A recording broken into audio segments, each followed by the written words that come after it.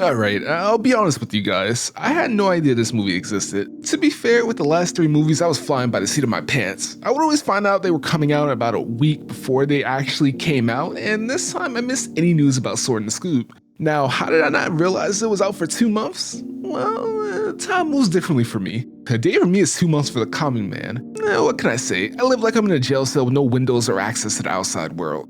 But seriously, shout out to the fourth spotted himself, Ukiora Cypher, for bringing to my attention that this movie was out. But no one cares about any of that. You all came to see if the Sword of the Scoob is good or not, and to be honest, it's the best one in the new Scooby universe. I don't know if my standards are low or something, but I had a pretty good time with most of it. Maxwell Adams of Billy and Mandy fame also worked on this one, and he's definitely improving when it comes to writing Scooby-Doo movies. Most of the characters are toned down a little, and while the zany humor is still there, it's not as silly as Happy Halloween. And I gotta say, there were jokes that legitimately made me laugh. Also, the scenes and areas are way more varied than Happy Halloween, aka 90% of this movie doesn't take place on the road. And at the very least, I'm just numb to Velma at this point. We all know what she's going to be like, and she doesn't change in this movie. Well, which is dumb, because in the last movie she realized how annoying she was, and I thought that meant she would tone it down here, but I guess that's just a concept with this set of movies. Velma being a skeptic and anything magical or fantastical being explained away somehow. And I gotta say, the explanations are sometimes just as crazy as if it was just magic. If you don't know what I mean, go see how they explain Happy Halloween's madness. It doesn't make any sense. But I will say this movie added a little magic at the end, but I'll save that for later. Okay, spoiler warning from now on because I'm going to talk more about the movie in depth.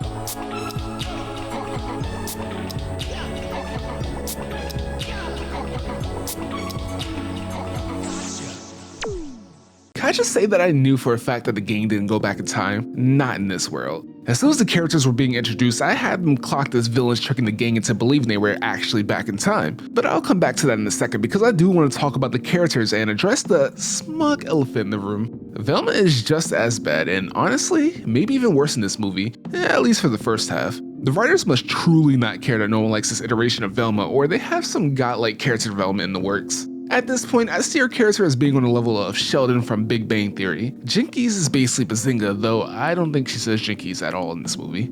She'll make all these lame references and nerd facts that just make me want to roll my eyes, and she's just so smug about it. Like, there's a joke where they're all falling, and she says that they're falling at 9.8 meters per second due to gravity, and it almost makes me puke. Not only that, but she doesn't like fantasy stuff at all, which I don't get. There's another joke where she's like, suck it fantasy nerds, and I just don't get her character. I'll admit, I really don't know where they're going with Velma. As for the other characters, they're more or less the same as they were in the other movies, notably Daphne, who is still like her be cool Scooby-Doo self, but it's not as over the top as it was in Happy Halloween, and it really works for me. She's definitely the one who got the most laughs out of me, and I think it's because she reminded me of Francie from American Dad. Shaggy and Scooby are cowards to end all cowards, and Fred is a good-natured idiot. Okay, let's get into the movie. The setup for this movie begins with Scooby and the gang stopping a plot to make airline tickets cheaper. This was mostly solved by Velma using her oh-so-beloved science to track the DNA off some food and find out who did it. But while this was happening, Shaggy and Scooby ate some of that food, so their DNA was also analyzed. This means that Shaggy got a free ancestry check, and he finds out that his family came from a small village north of England called Norville something, which we all know is Shaggy's first name. They look up the village and see that it's the possible place where Camelot once was, as well as having some good fish and chips. That's all the gang needs to hear to travel to England, and if you're wondering about money, they got free flights to anywhere they want, so there you go. If you're wondering about how they got the money to do anything once they got to England, well, don't worry about that. Anyway, we get a nice wholesome intro of them having a good time in England, which is pretty nice. You don't see them hang out as friends too often, if that makes any sense. Afterwards, they head to Norville Village and happen to come in during their bi-millennial celebration. They get a little lesson from the mayor about Camelot because Velma was being annoying about how Camelot doesn't exist, and this is when it's revealed that Shaggy's ancestor was the one who saved Camelot. Velma gives more smug remarks and the mayor tells them to stay and enjoy the festivities. Immediately, I had him clocked as one of the masterminds of what's going to happen. It's just too obvious. I mean, everyone got weird about Shaggy being in Norville, but whatever, that's for later. They head over to the library to learn some more about Sir Norville and the King Arthur lore. I can talk about King Arthur and all that jazz, but I would do a bad job of it. I guarantee you there's a video that explains all that stuff very well, but just know I like this stuff. But anyway, the book actually does bring up an important point that should Norville ever return, he gets to rule over the land. Ignoring all of that, they kill time into the celebration, but when they get there, no one's there to actually celebrate. Now, this is probably my favorite scene in this movie because it's just so bizarre, and it's out of nowhere too. The way Daphne is animated and the way the only sound in the scene is her snapping caught me off guard. After the little dance scene, the ghost of Morgan Le Fay, the witch who attacks Camelot, wants revenge against the town and attacks the gang. When she finds out that Shaggy is related to Sir Norville, she sends the gang back to town to Camelot.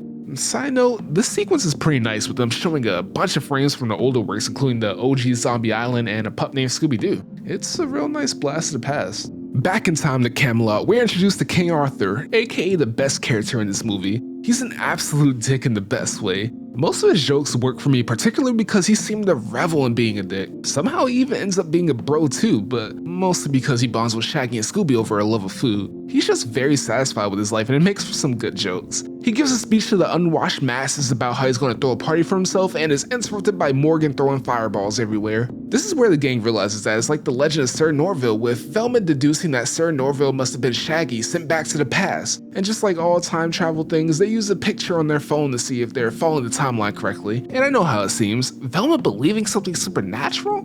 Well, you can just hear in the way she says it that she doesn't believe it at all. Like, I really thought she was going to start laughing afterwards and say how much it doesn't make sense, but nope, she plays along for now. They all dress up and Shaggy introduces himself to King Arthur as Sir Norville. After some shenanigans involving Hoagie, Shaggy pulls out Excalibur, making him rightful heir to Camelot. Obviously, King Arthur isn't down for this and challenges Shaggy to a gentleman's duel. Actually, Merlin appears and makes them fight like men for Camelot.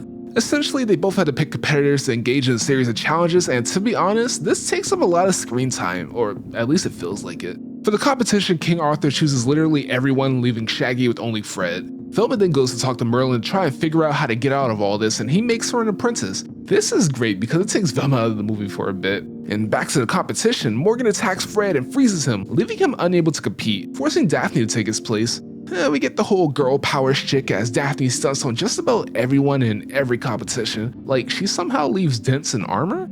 She must be a superhero, which, yeah, okay. That's kind of her role in the gang nowadays if you ask me. I'm kind of paraphrasing, but Daphne wins all the battles, making Shaggy the king of Camelot. Of course, Morgan shows up now and summons a Black Knight to kill everyone, I guess? Yeah, everyone kind of leaves Daphne to fight this big hulking monster herself until Velma shows up. Velma uses science to beat him, and they reveal that he's literally a demon or something, causing Velma to call Merlin, who admittedly handles it immediately. Morgan, being salty as usual, kidnaps Shaggy and just pieces out. The rest of the group steal their resolve to rescue him and even recruit King Arthur to help, mostly because he realizes that Shaggy is actually a pretty good friend and he has no friends other than Shaggy. They all get suited up and head off to Morgan's trap-laden keep, and you know what that means. It's time for Freddy Boy to shine. He fashions an anti-trap trap that will propel them through the gauntlet of deadly traps so fast that all the traps will miss them. And to be fair, it barely works, but it's honestly amazing. I love watching Fred make traps in these movies because he's really good at it. It's really impressive. After the super deadly gauntlet, they find Shaggy and everyone's happy, especially seeing how there's a lot of fun to be had in this little hoarder's nest. And if there's fun to be had, you know Morgan's not having any of that.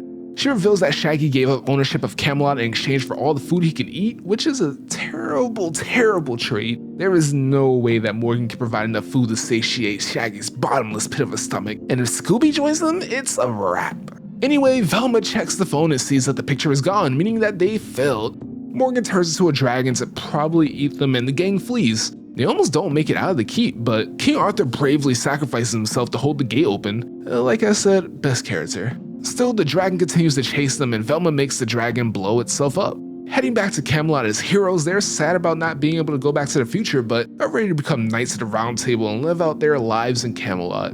This is when it's revealed by Velma that it was all fake. Everyone involved were actors, including King Arthur, and this was a part of the village's tourist trap. They tricked the gang into believing they went back in time because Shaggy is the rightful owner of Camelot and by extension the village. So they needed to devise a way to get Shaggy to sign over the deed to the village. Little did they know that Shaggy wants nothing to do with owning land, seeing as half of the villains they encounter are always mad about land and property and stuff like that. So they just could have asked. Don't know why they didn't start off with that. Normal people would try to negotiate first and then devise a dastardly scheme, but whatever. I know why they did it like this. It would be way too obvious what was going on if that happened first. As for the phone not showing the picture, Velma's phone just ran out of batteries. Sure. Like I said earlier, I'm pretty sure she figured this out fairly early and was just taking the piss. It's funny how she explained that wires and sleep gas were used to explain the flying and why they passed out, but then explained how Morgan was shooting out fireballs. Also, absolutely no explanation of Merlin, who's been spell slinging throughout this whole ordeal. In fact, there was a lot of things that we have to just kinda let slide. Also, I thought it was weird how the quote, villains of this mystery aren't really malicious, but don't worry, this movie has us covered. The librarian who played Morgan Le Fay double-crossed everyone and stealthily made it so that the deed that Shaggy signed over went to her and her alone because she wants the tourist trap money all to herself. She runs away to Melodin because that's the only way for it to matter, and after a quick chase scene involving the dragon, which is just a converted Lori, the gang stops the librarian and almost murders her twice. Jesus. Well, with the day saved, the village throws a party to celebrate. Everyone's having a good time. King Arthur's actor is honestly a lot like King Arthur, so that's kinda cool. And Velma talks to Merlin one last time. She's actually not sure how Merlin did all that stuff, and he pieces out without revealing his secrets. The mayor tells Velma that he has no idea who that guy is, and it dawns on Velma that that might actually be the actual wizard Merlin. But the movie ends before we get any confirmation.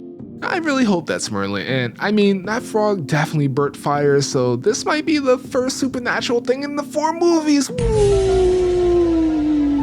Hopefully they'll expand on that in the future movies, but I honestly kinda doubt it. But yeah, that's the movie. I kinda talked about my feelings for the movie at the start, but just to repeat myself, it was pretty good. A lot funnier than the previous ones, and honestly not as frustrating, mostly because I expected at this point. Velma is just as bad as ever, and she for sure revels in it. I know that's a sticking point for a lot of people, me included, but if you want to watch this movie, you just have to accept it and bum rush her scenes. The movie doesn't focus on her nearly as much as it did in the last movie, which is a relief. Other than her, the rest of the characters were enjoyable, and I've said it a lot, but King Arthur was my favorite. If there's any reason to watch the movie, it's for him among other things. Once again, the twist really doesn't make sense to me because there was so much magic and the crazy amount of ad-libbing that went into it. For example, there's no way that the actors could have predicted the gang winning the tournament. They may have had a contingency plan just in case, but it was too convenient. I refuse to believe that they are all good actors. Also, am I really supposed to believe that Fred was frozen because he was so impressionable that he just didn't try moving? That's ridiculous. Also, the actors reacted to Merlin like he was supposed to be there. You're telling me not one of the actors freaked out when they got teleported by Merlin? I don't get it, man. Alright, I'll stop. I just need to get that out of my system. Actually, I don't think I'll just end it there. This video is getting kind of long already. If you saw the movie, what did you think of it? Any other movies we should check out? Let us know in the comments, I read all of them. And if you made it this far, thank you. Leave a like and subscribe if you haven't, it helps a ton. And before you go pulling out swords from weird stones, have a good day.